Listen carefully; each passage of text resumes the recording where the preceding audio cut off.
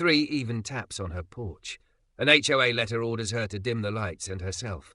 Then her ex steps out of a rented sedan and she has one breath to choose, dim or burn. Before we dive in, make sure to hit subscribe, tap like and share this video.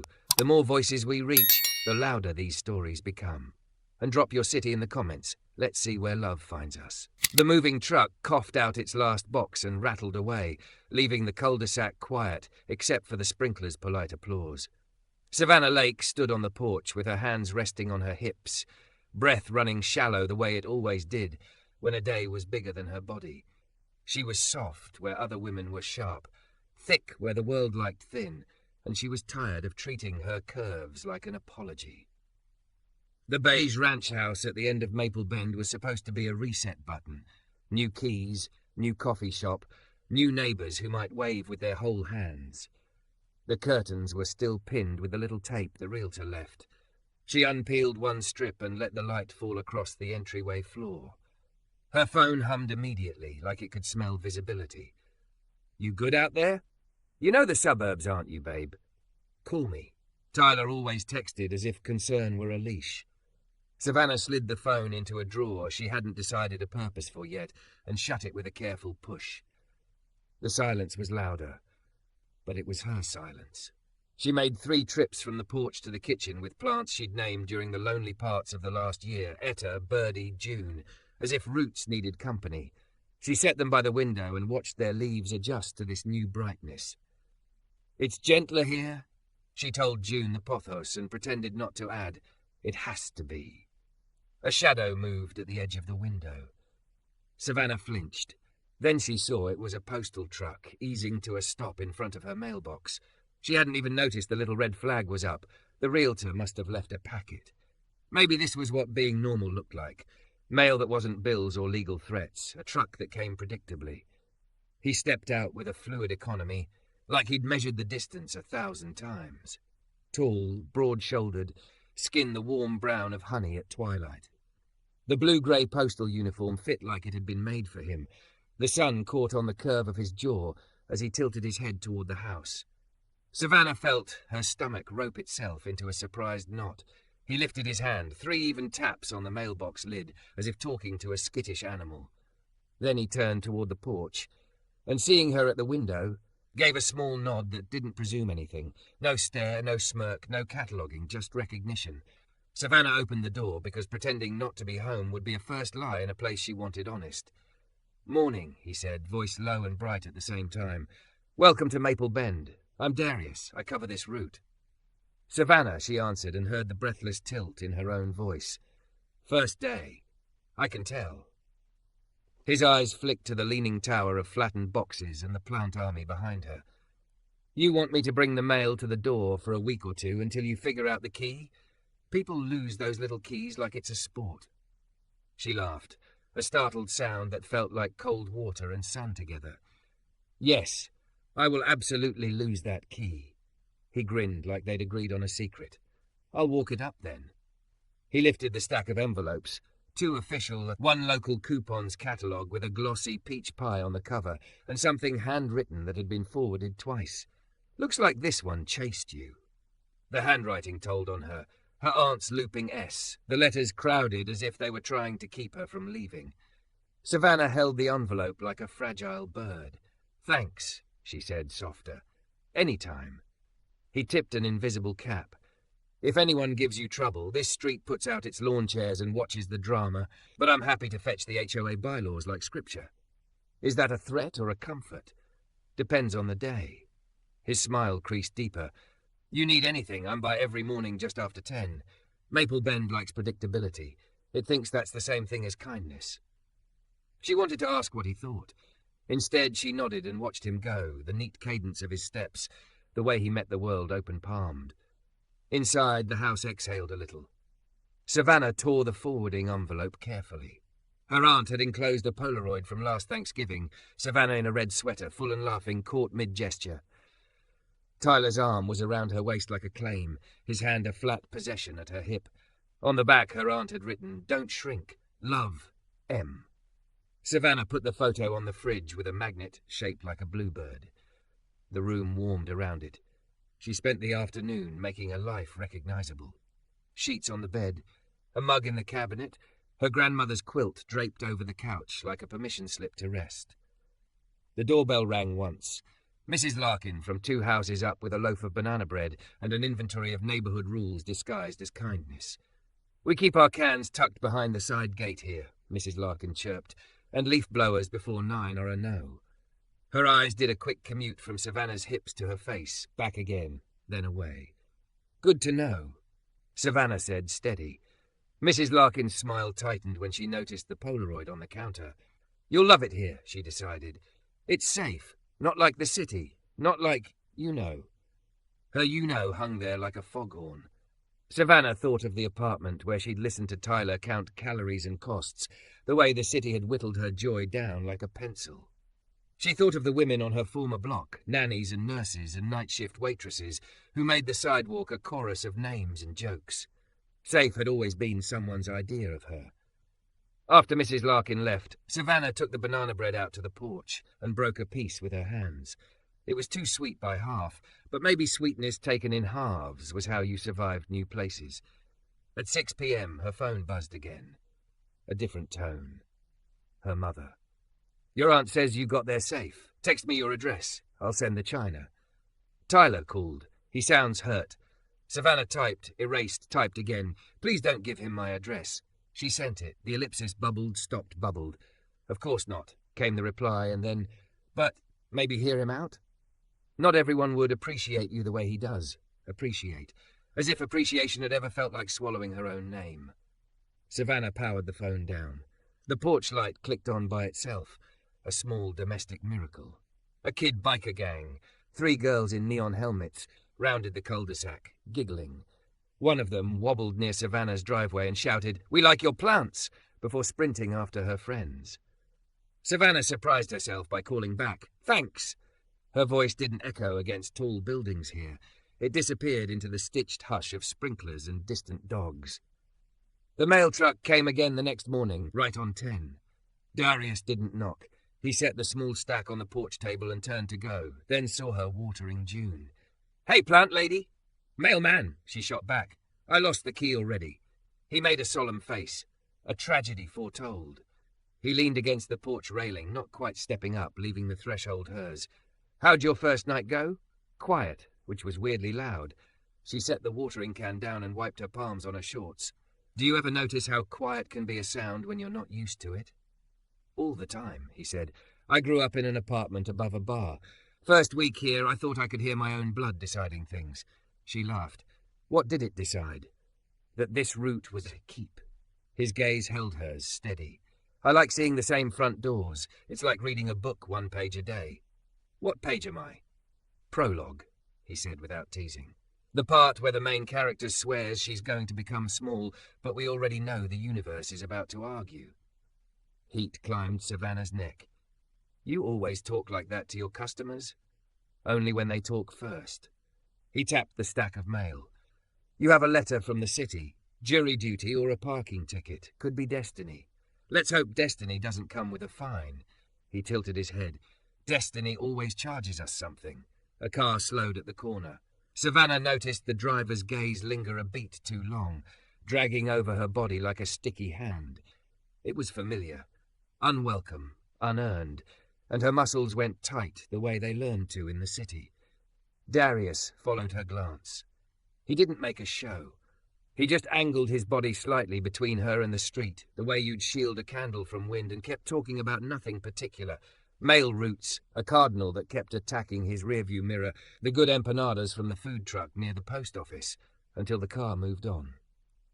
When the street smoothed back to normal, Savannah's shoulders dropped an inch. "Thanks," she said, not sure whether she meant for the conversation or the quiet deflection or the way he hadn't tried to own the bravery of it. "Any time," he repeated. "Look, there's a farmer's market on Saturdays at the church lot. It's mostly tomatoes and toddlers, but the lemonade is righteous, if you want to meet people who don't think rules are the same as love." She heard the invitation as information, not pressure. "Maybe I'll go. Maybe I'll see you there." He pushed off the rail. Prologue doesn't last forever. After he left, Savannah opened the city envelope. Not a ticket. A notice about a community listening session on street safety and small business permits, the kind of meeting she used to avoid because voices were weapons there. She set it on the table beside Aunt Em's Polaroid, as if courage could be contagious. By late afternoon, the house had started smelling like her. Coffee and lemon cleaner and a hint of the coconut lotion someone once told her was too much. She stood in the doorway and looked at the street the way you look at a horizon you've finally decided to believe in. Somewhere down Maple Bend, a wind chime tried out a melody. Somewhere else, a dog barked like laughter. Her phone stayed off. Her breath learned slowly how to take up more of her ribs. At dusk, a soft knock came. 3 even taps. Savannah opened the door to find a small bundle wrapped in brown paper on the mat. For the porch, a note said, signed with a looping D. She unwrapped a strand of tiny warm lights, the kind that make ordinary space confess its kindness. She strung them around the railing, plugs and knots and all, and when she stepped back, the porch looked like... Don't forget to subscribe for more intense cinematic love stories. Your click helps us make the next chapter. Saturday tasted like lemon and possibility. Savannah woke to the soft hum of her porch lights still glowing against the grey morning, as if courage had kept watch while she slept. She made coffee and stood in the doorway barefoot, feeling the chill of the boards come up through her soles. The envelope about the community listening session lay where she'd left it, next to Aunt Em's Polaroid. Prologue doesn't last forever, Darius had said. She wasn't sure she was ready for Chapter 2, but the kettle had already boiled. She pulled on a sundress that made no effort to hide her, soft black cotton, wide straps, a sway that remembered dancing, and waited for the old habits to argue. They did, for a breath. Too much, too visible, too you. She answered them by adding hoop earrings and a smear of berry on her mouth. The mirror caught her as she passed, and for once did not flinch. By 10, the mail truck's brakes sang their soft song. He didn't come up the steps this time, just set the mail on the table. But when she stepped out with her mug, he lifted 2 fingers in greeting. "You found Saturday," he said. "I was worried it would be hiding behind Friday's laundry." He laughed. "Farmer's market goes till noon. Lemonade's righteous." She hesitated. The last public place she'd entered alone had been a grocery store where a man had taken a picture of her without asking and then pretended it was about the oranges. "You going?" "I circled past it after the route," he said. He could have offered to walk her there, to make himself a solution. He didn't. "If you go and hate it, I'll accept all blame on behalf of tomatoes everywhere." "Tomatoes accept your terms," she said. The market spilled across the church lot like a quilt. Bright blocks of heirloom reds and greens, jars catching light, toddlers dragging parents toward the bouncy house with the gravity of small moons. Savannah paused at the edge and made herself breathe. One step, then another.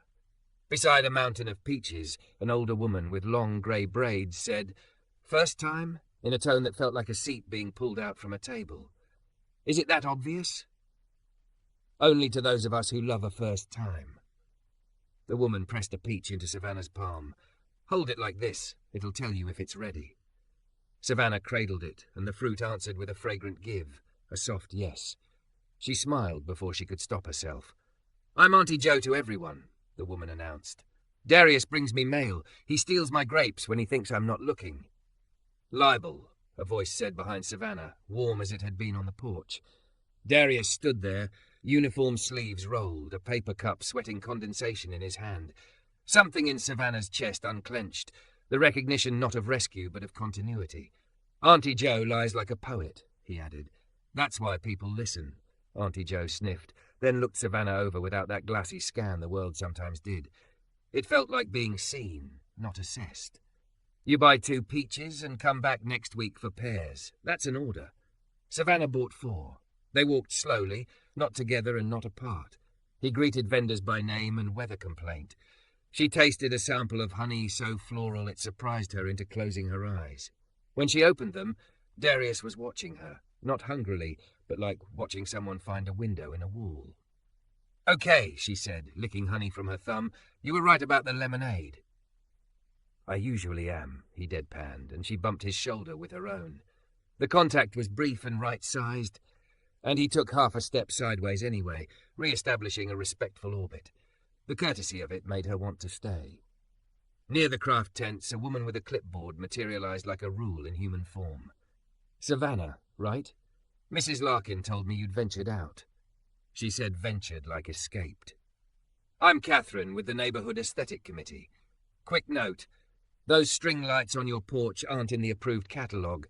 We encourage warm hospitality, of course, but we try to keep Maple Bend's look cohesive.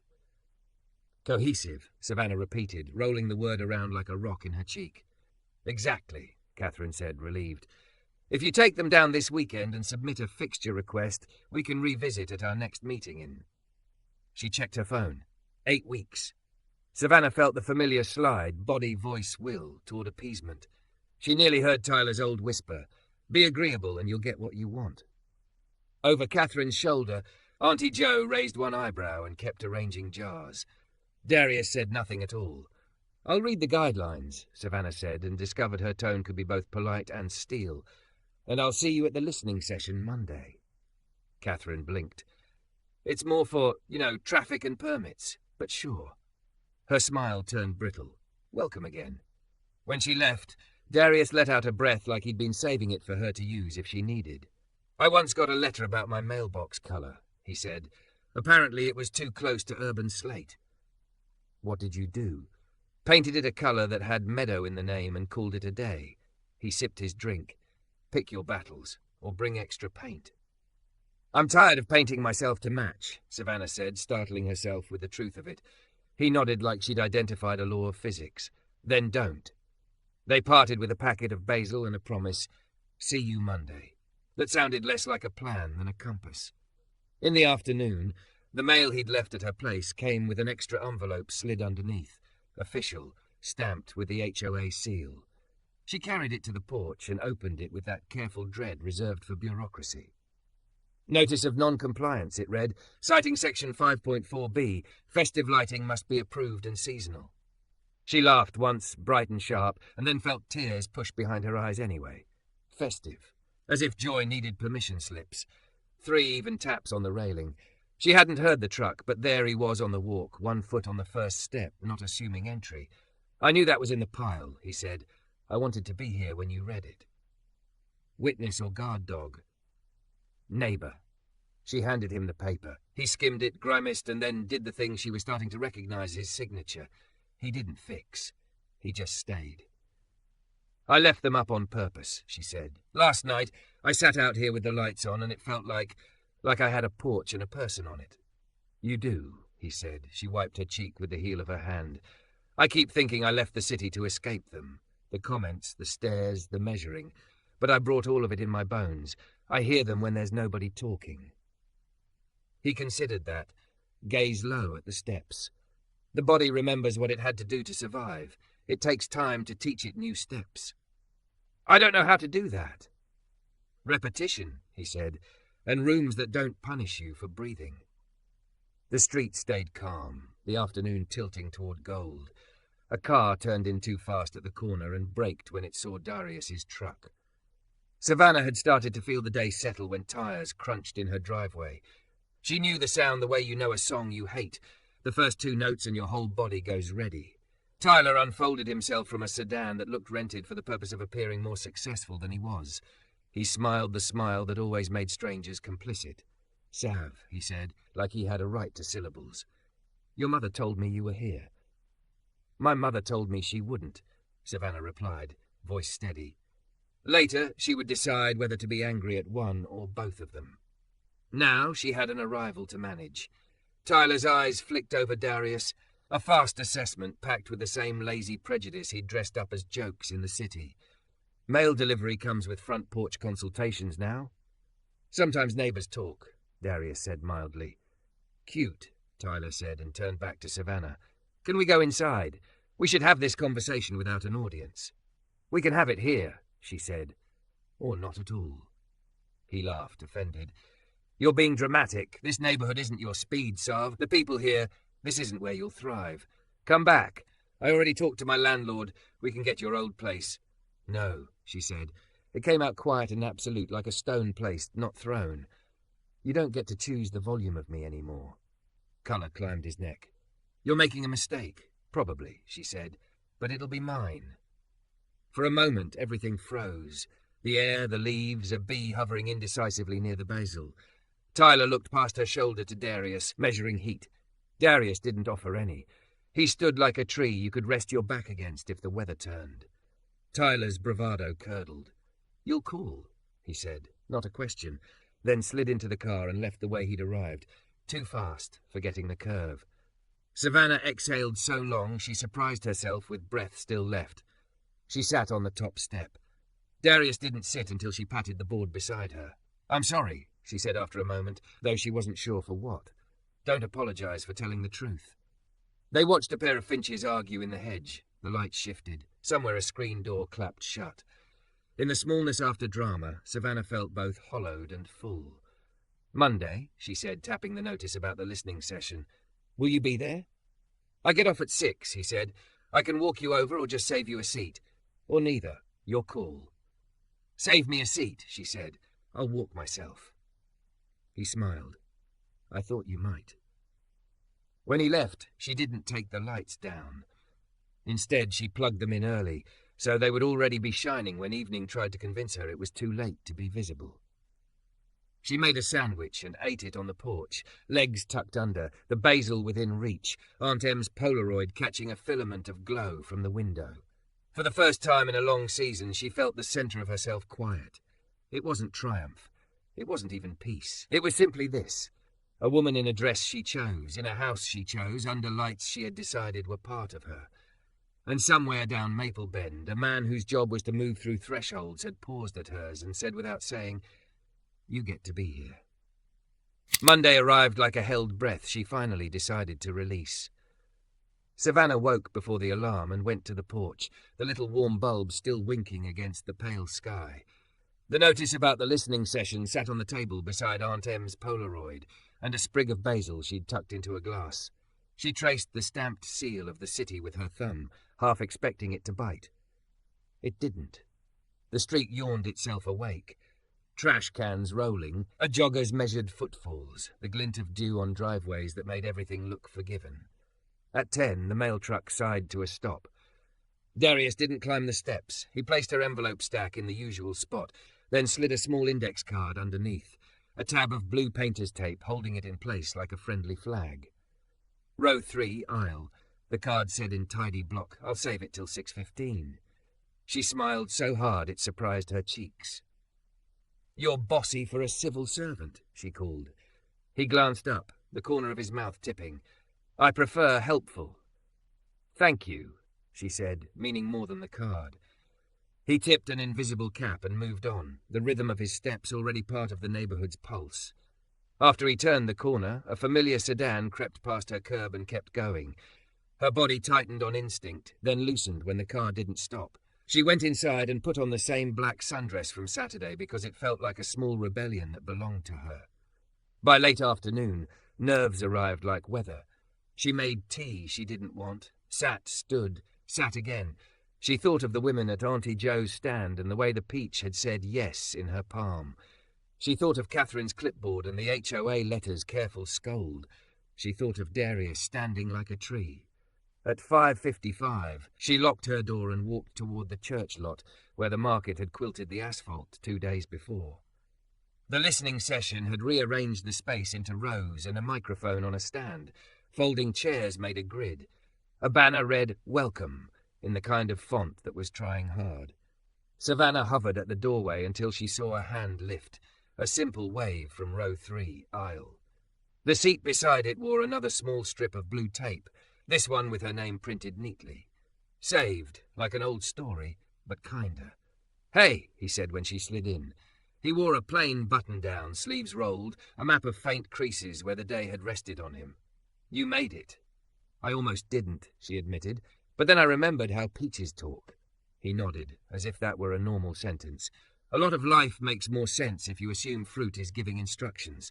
She laughed, and the sound steadied her. A city planner with a polite voice opened the meeting. The agenda projected in fuzzy letters on a screen. Traffic calming, small business permits, community standards. Catherine sat 2 rows ahead, spine ramrod, pen poised. Mrs. Larkin waved a discreet hello and then pretended she hadn't. Auntie Jo slid in near the back and made a triangle with two other older women, their expressions, the particular mix of interest and delight common to people who have lived long enough to enjoy a good meeting. Public comment began. A man in a polo spoke about speed bumps like they were a constitutional threat. A teenager with chipped nail polish described almost getting clipped by a delivery van in the crosswalk. A cafe owner asked for later hours for the farmers' market. The microphone kept travelling, a communal confessional. Savannah waited until it felt like waiting would become hiding. When she stood, she felt every inch of herself, as if her bones had ironed themselves. Darius didn't touch her. He didn't need to. He turned his palm upward on his knee, a quiet offering, and she let it anchor her without taking it. "Hi," she said at the mic, hearing the crackle before the speakers warmed to her. "I'm Savannah. I'm new on Maple Bend. I've never spoken at a meeting like this." Her voice wanted to tuck itself smaller. She kept it the size of her body. "I'm here about traffic, yes, and permits, sure, but also about lights." A ripple of chuckles, a few eye rolls. She swallowed and let the roll pass. "I got a notice from the HOA about the string lights on my porch," she continued. "It cites Section 5.4b. Festive lighting must be approved and seasonal." She glanced down at the paper she'd folded and unfolded 3 times. "I know rules help neighborhoods function. I'm not asking for chaos. I left the city to get away from them." She made quotes in the air and felt silly and did it anyway. The voices that told me who I was allowed to be. Some of those were actual people. Some of them were in my head because of those people. I came here to breathe. The first night I sat under those lights, I could finally hear myself think. The room quieted in a way that wasn't bored. "I'm a thick, curvy woman," she said, not apologizing for the shape of the syllables. "I have been stared at, measured, commented on, advised, and trimmed by 1,000 unasked-for hands. Some of you know that feeling for other reasons. You're a teenager everyone underestimates, a mom with a kid people won't accommodate, a business owner who gets told no more than yes. Those lights aren't a party. They're an answer. They make my porch feel like an invitation to my own life." She lifted the HOA letter. "If there's a way to keep Maple Bend cohesive without telling people like me to shrink, I want that." Catherine's hand shot up. The moderator gestured that she'd be next. "Miss Lake," Catherine said, turning in her seat, voice controlled, "we don't police people's bodies. We simply ask for uniformity so property values." Savannah held her gaze, gently. "Uniformity always polices someone," she said. "It tells the biggest story and makes everyone else learn the lines. I'm willing to read the guidelines and find a way through. I'm not willing to dim to be neighbourly." A murmur, some nods. Mrs. Larkin cleared her throat into the microphone when it came to her. "I brought banana bread to welcome Savannah," she confessed, and a list of rules baked inside it. A few laughs. "That was me being scared. I've lived alone a very long time, and rules make me feel like I can predict people. But she waved at my grandkids yesterday when they rode their bikes, and it was nice." Her mouth wobbled. "I'd like it if our rules made room for nice." Auntie Jo came to the mic last, fingers ringed in silver. "I've been selling pears in this city since before Catherine learned to write with a clipboard," she began, to good-natured groans. "I know the difference between messy and alive. Those string lights?" She snapped her fingers. "Alive. Section 5.4b could use a little more alive." The planner scribbled. The moderator, sensing momentum, turned to a man with a legal pad. "Our city attorney says the HOA's language is advisory, not codified," she said carefully. "We can recommend updates to the charter. Perhaps warm white accent lighting allowed year-round if safely installed." The room hummed. Catherine pursed her lips, then inhaled like a swimmer, changing strokes. "If the city recommends," she said, "the HOA can adopt. We can form a subcommittee." She said subcommittee like boogeyman, but there was something less sharp in her posture. Darius raised his hand for the first time. The moderator looked surprised, then pleased. "I'm Darius," he said, "mail carrier. I walk your thresholds for a living. I know who takes their trash out before dawn and who leaves water out for the feral cat that isn't feral. I know which porches are arguments and which are forgiveness. Those little lights." He nodded towards Savannah without looking at her, like an old-fashioned courtesy. "They're not Christmas in July. They're a sign that somebody's home inside their own life." The applause started in the back with the teenagers and hopped forward like a rumour. Not loud, but sustained. Savannah's eyes blurred. She found her seat by muscle memory and only then realised her hand had slipped into his. He glanced down, then up, question in the soft crease at his eyebrow. She squeezed once, permission, and he squeezed back. They walked home together under the first lid of evening. The air smelled like cut grass and someone else's dinner. "I didn't plan to say it like that," she said. "You said it right," he replied. "I was so sure them lived in the city," she mused. "Turns out them can live anywhere, including my own mouth." "Them hate porches," he said. "It's harder to lie in a chair with your feet up." At her steps they paused. The lights came on as if the house had been listening for their footsteps. Savannah leaned against the railing, the bulbs warm near her shoulder. "Thank you for the seat," she said, "and for not taking over." "I like that you walk yourself," he said. "I just like knowing we end up in the same place." The street went briefly quiet, a gap between sprinklers. She listened to the quiet and decided it wasn't empty. It was ready. "Darius," she said, the way you say a door's name before you open it, "I want to ask you something, and I want you to feel free to say no." He turned toward her, fully. "Ask." "Can I kiss you under my criminal lights?" He smiled, surprised to shy. "Yes," he said. "Please." She stepped close enough to see the tiny flecks at the edge of his irises, close enough to smell sun and paper and the citrus he favoured. "Tell me if anything is too much," she said, and he nodded, his hands open and easy at his sides. She touched his cheek first, permission twice, and when his breath met hers in that small, private space, she pressed her mouth to his. It was not a movie kiss. It was a porch kiss, steady, anchored, the kind you can come home to again without fanfare. When they parted, the world had not changed, and everything had. "3 taps," he murmured, and she realised his heart under her palm beat in that rhythm she knew by sound. "3 taps," she echoed. They stood like that, not wrapped up but aligned. Somewhere down the block, a kid whooped. Someone's dog yawned. From the corner, Auntie Jo's laugh travelled like a good breeze. Savannah glanced at Aunt Em's Polaroid through the window, the red sweater, the mid-gesture laugh. "Prologue's over," she said. "Welcome to the middle," he said. The next morning, she woke to an email from the HOA. Section 5.4b under review. Fine suspended pending new language. It wasn't the whole victory, but it was the right direction. She forwarded it to her mother with a short note. "I'm okay. Please don't give anyone my address again." And to Aunt Em with a photo attached. The porch lights, the basil, 2 mugs on the rail, and blurred in the foreground like a secret, the outline of a man's shoulder leaning just enough to suggest the rest. On the porch, the bulbs clicked off in the growing light. The house stretched. The street lifted its blinds. And the woman who had moved to the suburbs to escape them stepped out into a morning she had chosen, where the mailman she was falling for would soon tap 3 times, and where her life, festive, seasonal or not, was finally allowed to be bright.